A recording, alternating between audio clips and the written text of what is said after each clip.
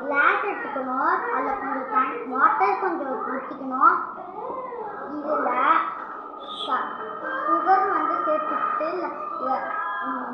கருப்போட கொஞ்சம் குட்டி பார்க்கலாம். மிதக்குதான்னு பார்க்கலாம். இல்லை சர்க்கரையே போடாமல் இதில் வந்து மிதக்குதான் பார்க்கலாம்.